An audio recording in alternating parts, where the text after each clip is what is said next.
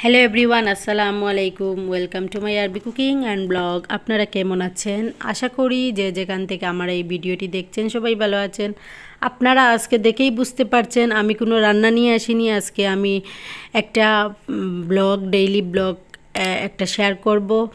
আর আপনারা জানেন তো আমি একটা ব্লগ শেয়ার করি সপ্তাহে, তাই ভাবলাম আজকে কি করেছি সেটা আপনাদের সাথে শেয়ার করলাম। এই তো দেখতেই পাচ্ছেন আমি শাক আর ধনিয়া পাতা কীভাবে গাছ থেকে সরাসরি সংগ্রহণ করছি সেটা আপনাদের সাথে শেয়ার করছি। আর এই তো দেখতেই পাচ্ছেন আগে একটা ভিডিওতে আমাদের ফরাস গাছের ফুল দিয়েছে, আগেরটাতে দেখেছেন নতুন এখন ফুল দিয়েছে, সেটাও শেয়ার করলাম।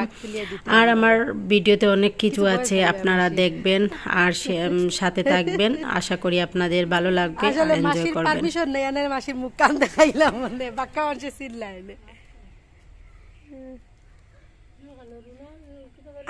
না হো এরে ধনিয়া পাতা দিও। আপনাদের পাড়ায় আপনাদেরই বাড়ির সামনে রশিদ শেখের প্লাস্টিক ও মেলামাইল হরেক মাল প্রচার গাড়ি। আমাদের এই প্রচার গাড়িতে পাওয়া যাবে বিভিন্ন নামি দামি কোম্পানির স্ট্যান্ডার্ড কোয়ালিটি প্লাস্টিক গামলা, প্লাস্টিক মগ, প্লাস্টিক জগ, প্লাস্টিকের চা ছাঁকনি, প্লাস্টিকের ঝাঁঝরি, প্লাস্টিকের মশলা রাখা ডিব্বা।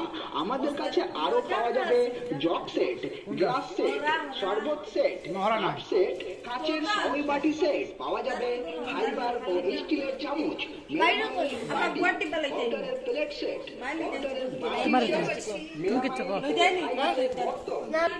আরবি কুকিং লাইক করো, শেয়ার করো, কমেন্ট করো, বাইরে লইতে যাও। তো দেখতেই পাচ্ছেন আমরা বিকালে একটু নাস্তা করলাম, আর এই নাস্তাটা আপনাদের সাথে শেয়ার করে নিলাম। আর আগে যেটা ভিডিও দেখেছিলে যে হরেক মালের ভিডিওটা আমি শেয়ার করলাম, যেহেতু আমার ভালো লাগেছে। নতুন আগে তো মুখ দিয়ে ওরা বলতো, এখন ওরা সাউন্ড বক্স লাগিয়ে ওরা বলছে, তাই এইটা আমার কাছে ভালো লেগেছিল, তাই ভাবলাম আপনাদের সাথে শেয়ার করে নেই। যেহেতু আমার কিছু ভালো লাগলে তাই ভাবি আপনাদের সাথে শেয়ার করে নেই, আপনারাও এনজয় করবেন।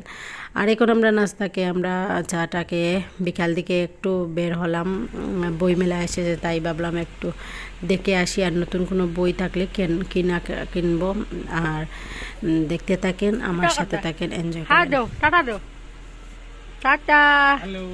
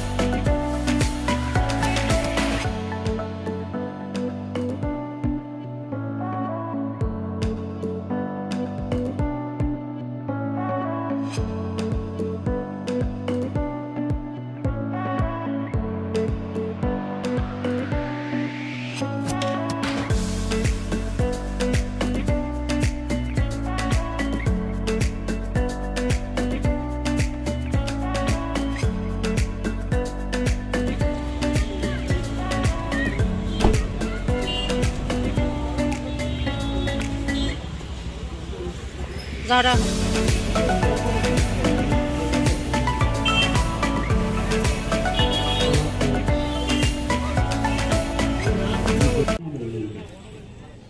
এরা বুঝলই না যে নেতাজি যাচ্ছেন, তার নাম দেওয়া হয়েছিল মৌলানা জিয়াউদ্দিন। রাষ্ট্রদূতরা আছেন, সেখান থেকে কিভাবে ইতালি, রাশিয়া বা জাপানে যে যাওয়া যায়। আগে আইছি অনেক কষ্ট করে আমি সেটাতে যাচ্ছি না।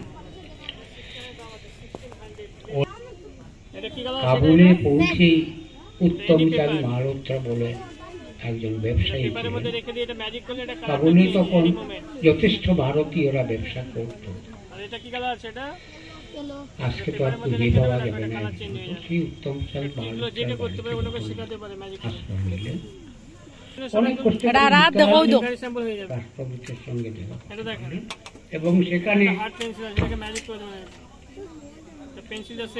ইতালির রাষ্ট্রদূতের সাহায্যেই হোক তিনি অন্যান্য দেশের সঙ্গে যোগাযোগ স্থাপন করতে পারলেন যে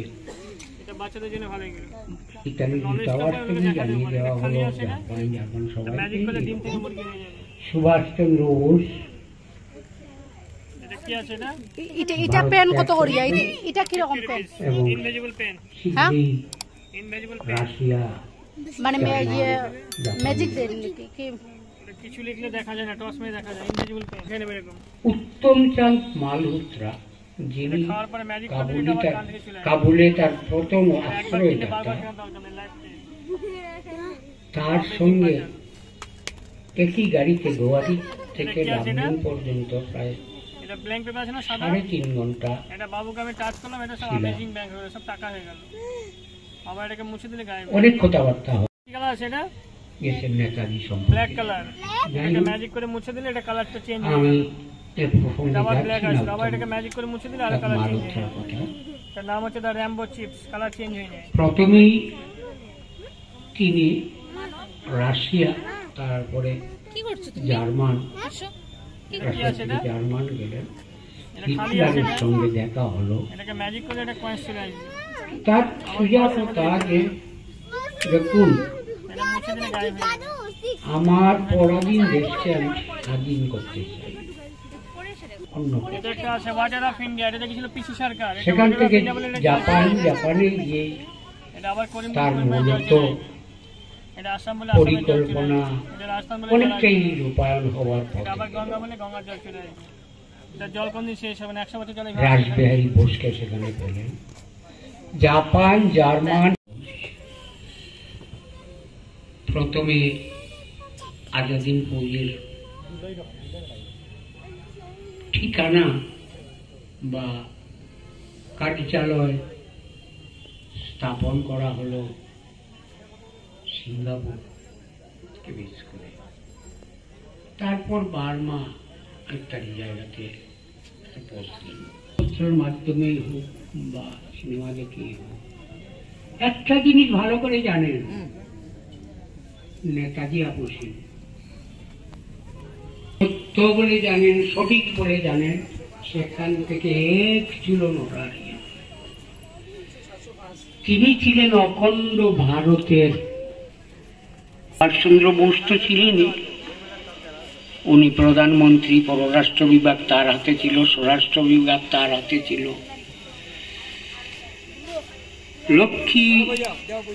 ক্যাপ্টেন লক্ষ্মী স্বামীনাথন, আপনারা নামটা শুনেই বুঝবেন উনি দাক্ষিণাত্যের একজন বীর মহিলা। দায়িত্ব দেওয়া হয়।